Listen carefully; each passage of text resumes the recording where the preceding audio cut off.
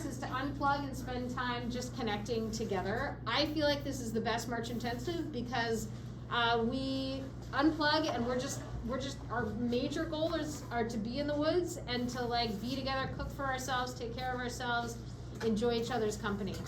There's no cell phone service up in the Lonesome Lake Valley, so there's no connection to what else is going on. In fact, we did this March 2020. It was the best week ever.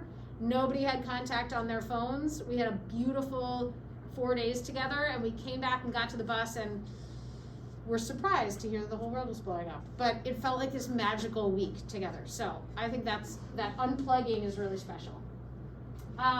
So what you can expect, you're gonna learn about winter hiking gear. We have one example of some of the gear that you're gonna need to collect over the next month. We're gonna do gear checks in February. So we're gonna have a meeting just like this one, except it's on a Wednesday. And you should bring in especially your boots, because that's probably your primary piece of gear that you need to be careful of. But also check in about finding the other pieces that you're going to need to acquire. We'll do shopping and food prep before the trip in March. It happens literally like the Friday before and the Monday before we leave. We're going to depart early on Tuesday morning of the March Intensive week. Weather dependent, sometimes that changes a little bit, like the hour, depending on if there's a big dump of snow, and we'll come back on Friday afternoon. You're gonna hike with a full pack to the AMC hut, and full pack, I mean like pretty full pack, because we're gonna have food for our whole group, and we don't pack lightly on food. We carry some heavy stuff, because it's only about 1.5 miles, 2 miles to get to the hut, and so we wanna eat well, and you also have to bring all the layers and gear that's required for being there in the winter time. We're going to be doing day hikes on trails around the hut and be appreciating nature. You have the opportunity to do as many as like 3 or 4 hikes in one day. Like sometimes we have a sunrise hike, and then we'll have a morning hike, and then we'll have an afternoon hike, and sometimes we even do like a by night hike if you choose to do those things.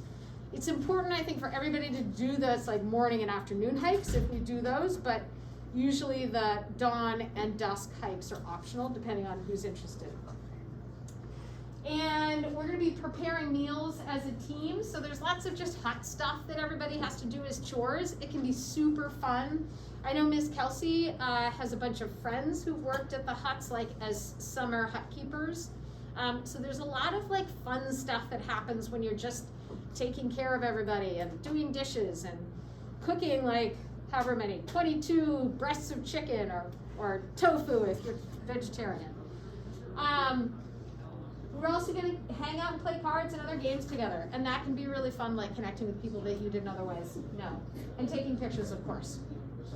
So as I go through these slides, there's some pictures of us doing stuff. There have been years when the average temperature was like 0, so that's the average temperature, and at night it would get down to like -12, and during the day it would get up a little bit warmer.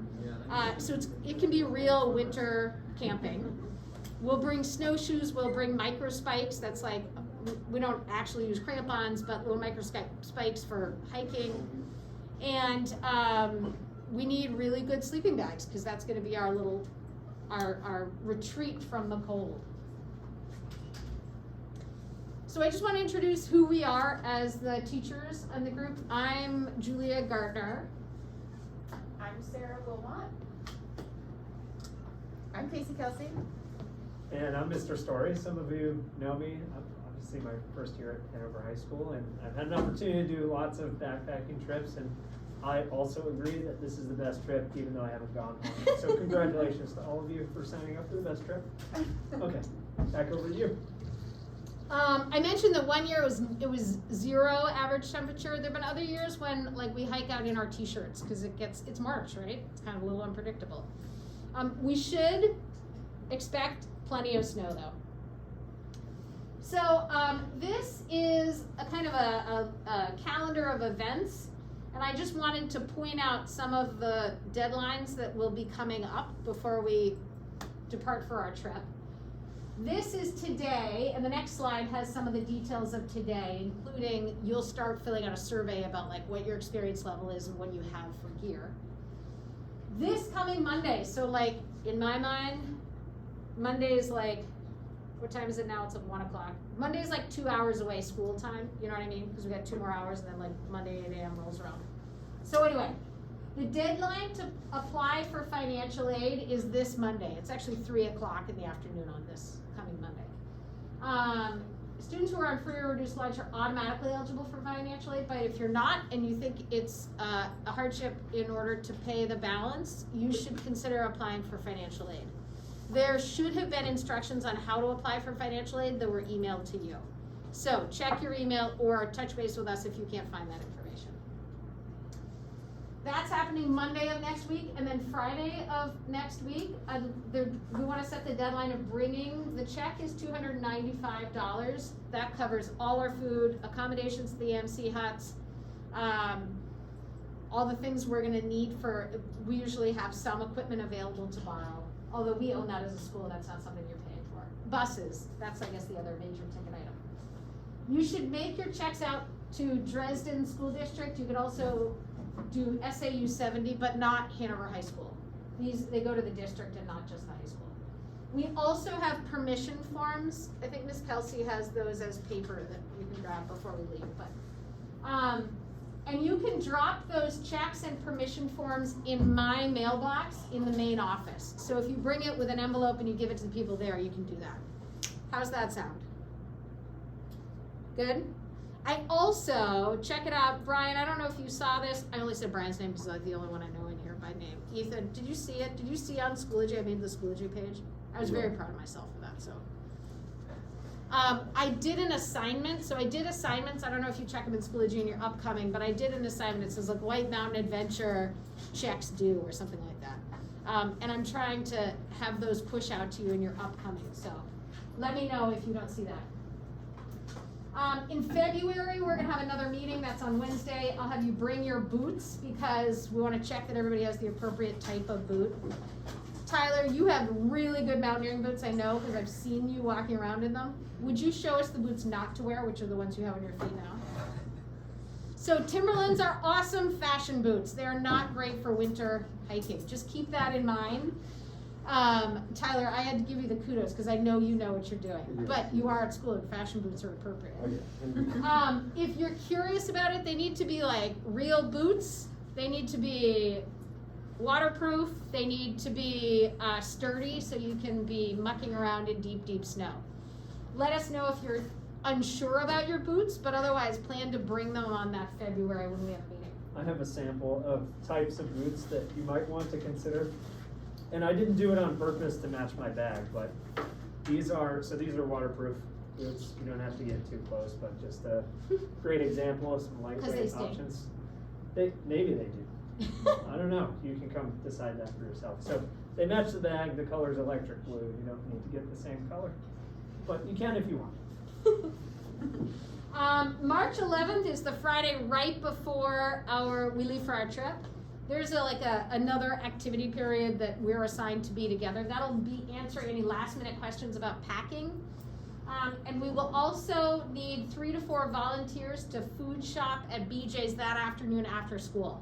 So we will be like going down to BJ's together, pulling stuff off the shelves to feed us during that whole week, especially people who have any food allergies or preferences, like significant preferences about what we buy. Be great if you volunteered to come join us for the food purchasing. Otherwise, you'll eat whatever we give you, I guess, or not, which would be bad. On Monday the 14th, most March intensives don't have to be here, but you will have to come and do 2 things. Number 1, we usually take over the calf and we get all the food ready. We don't do a lot of cooking, but we like put things into containers that can be put into packs. Cut things up that need to be cut up, like onions and so on. And we also do a full gear check for everybody. So that means we go through the gear list and we check off that you have every single item. I went one year, the year that it was average 0 degrees, and a student came with a fleece sleeping bag, which was not a hazard only because they had like a huge pile of wool blankets. at the AMC hut, but I think they've been there for like 30 years, so she had to like sleep with all these wool blankets, which were kind of stinky. But we have to go through all your gear to make sure, number one, you have the right stuff, and number two, you don't have extra stuff, because otherwise your pack is bigger than you want it to be.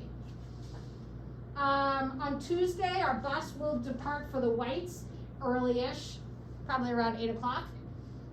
We'll hike with a full pack to get into the huts. Tuesday through Thursday, that's where we're gonna have a great time together. It really is the best. I mean, we're mostly just being together and traveling. One year we summited, there was a small group, we summited, I think, 4,000 footers all in the same day, and did a bunch of miles, which just felt really good to be together. And then on Friday, we'll pack out all of our trash and any leftovers. We get back on the bus and head home. That's kind of an overview of what we need to be doing. So today, January 7th, is it really January 7th? First of all, I hope that you are all on the Schoology page. You should be on it, and I'll be pushing out assignments to you. I'm gonna show you the gear list in just a second, and then after we do that, I'm gonna have you complete the survey. The survey is, you can do it with that UR, or whatever that thing's called, what that's called? QR code, with your phones. So let's see, gear list.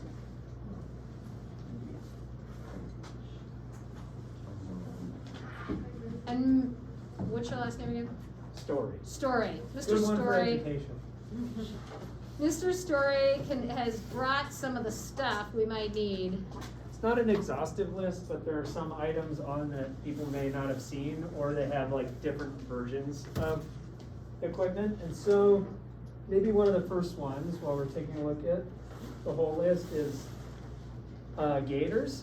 So there's like different size gaiters too. There could be some for like running that just cover like just your ankle, but I think the ones we're looking for are essentially these keep snow out of your boots, or if the snow is deeper, protect you against getting, I guess, scraped by some of the ice or snow out there. So these are probably more the length of gaiters that you're looking to borrow or get.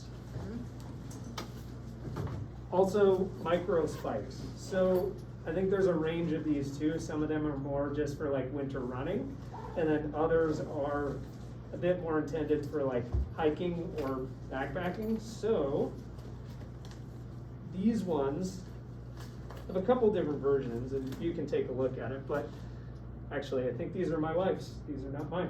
So they're smaller spikes, but basically you want something that's maybe a little bit more grippy than just the running ones, which you might see it looks kind of like a coil or spring on the micro spikes.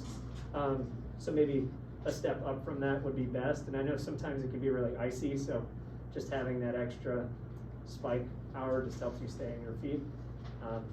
And so that's an example of a micro spike. And We also have a bunch of microspikes. The school owns a bunch of microspikes. So if you end up not being able to, and I want to encourage everybody, you can borrow most of these things. Like if today you start asking around to friends or asking around to neighbors, people often have stuff. I feel like we're in a really lucky place. Lots of students end up coming in with really good gear, and sometimes I notice, I'm like, that's the like really good gear from when I was 20, which tells me that they borrowed it from either their parent or their neighbor, and it's still some of the best gear out there. So don't feel like it has to be brand new. You shouldn't really have to borrow anything if you start looking for gear now that you can borrow, because a lot of folks have it.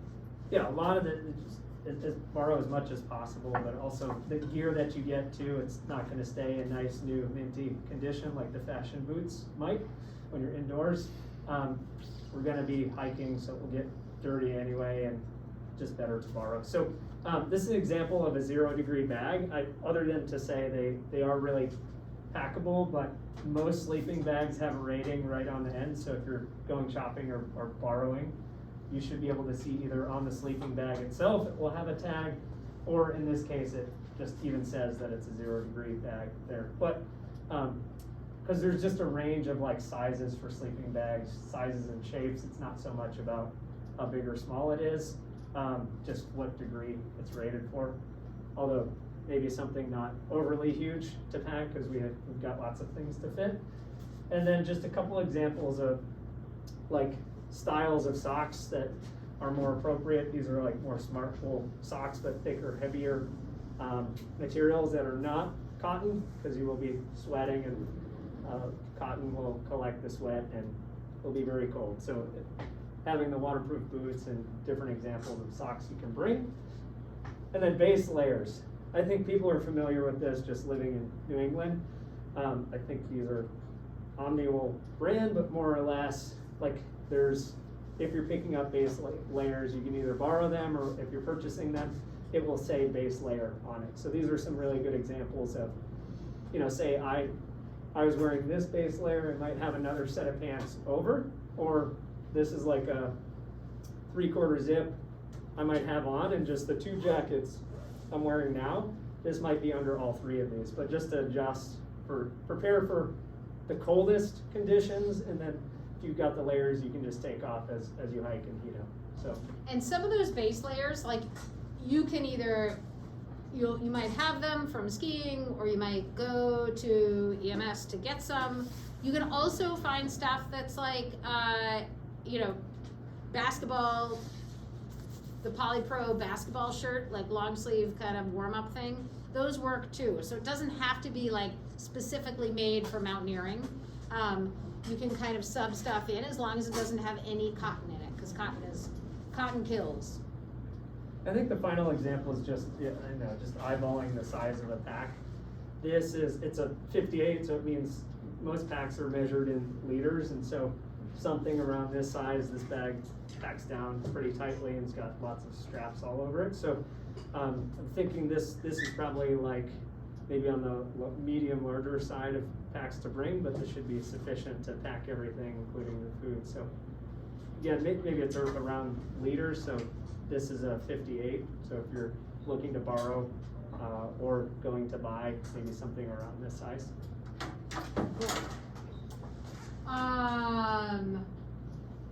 Of course, we have here, Mr. Story, 60 to 80. Oh, okay. So just be careful, So 2 because we liters will light. give you a lot of food. You can carry that, but Yeah. be prepared to carry stuff. We'll do. 2 liters of stuff. Totally. We're gonna What do else? One of you will have my extra You're talking about- I challenge you. I'm just looking down the list. There are other little things like plastic bags are invaluable because stuff gets wet.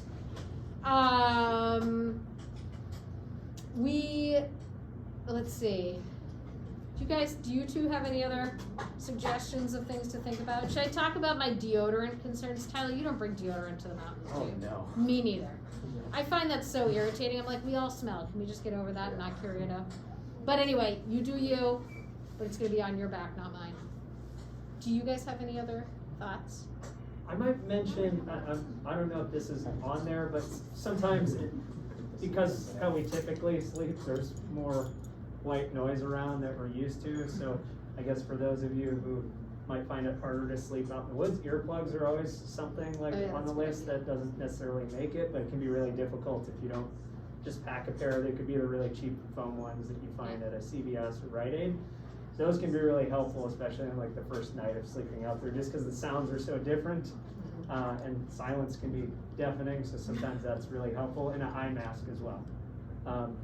That can be helpful just in the event. All of us will be carrying like head torches and headlamps, and so just to give you a consistent sleeping experience and you're not blasted by all the lights that are around. Those are 2 things that I think I always kick myself for forgetting to bring those. That's a great idea. Are you gonna talk about the sleeping situation and like the outline of the hut a little bit? I was just about to. Do you want to explain? No, I do not. Oh, has anybody been to Lonesome I have before? not. Lonesome Lake? You have, Andrew? Do you want to explain?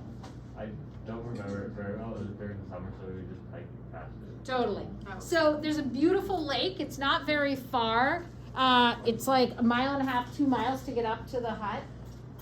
But it's really steep, which is only relevant because it's like the first time you put on your heavy pack, and people get blisters within the first like 1/4 mile. And anyway, it can take a while to get there.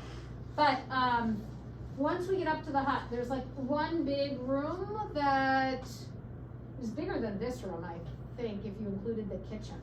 But the kitchen and the eating area are all sort of one space. It's got one wood burning stove that in the winter, they only light the stove for us at 4 p.m., even when it's 0 degrees.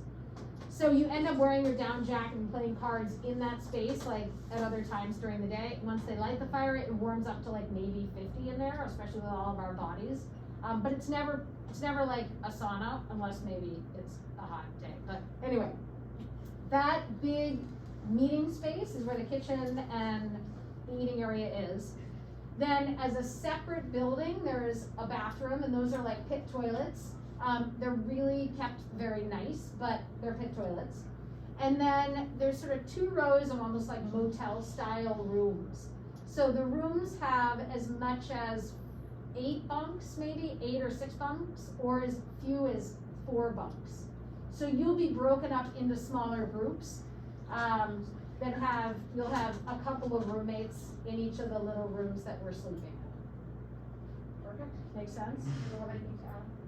Oh, not really. You've been there? Yeah. Oh, awesome. Have you slept there? Yeah. Oh, cool. Yeah. Nice. Oh, I went this summer. You did see a movie. Oh, nice. Thank you. So, the gear list on our Schoology page, I made it like front and center. Depending on how you have your courses listed, it may be impossible to see. But anyway, White Mountains, the best March intensive ever, is there. And I put the gear list like in your face so you couldn't miss it. You should check that out because when we meet again in February, you want to have started looking for those items. And you should be in touch with us if you're struggling to find the stuff. We will go into the basement of Hanover High and look at the equipment that we have to lend so that we know we can touch base with you. The other thing is we need them to fill out the survey. So it would be great if you guys were willing and able to fill out the survey. You can do the QR code on your phone if that pulls it up. Did it work, Ethan? Yes. Sweet.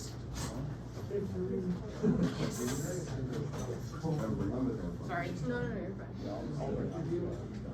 I need to start preparing my list. Oh, But borrowing. Wendy Harris is like, I forgot you covered. Oh, this is true.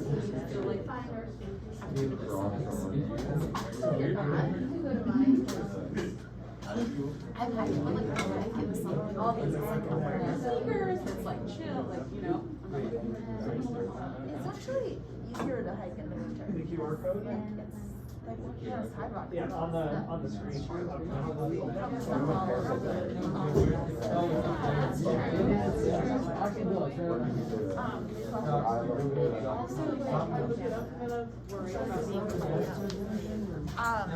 Yeah, definitely.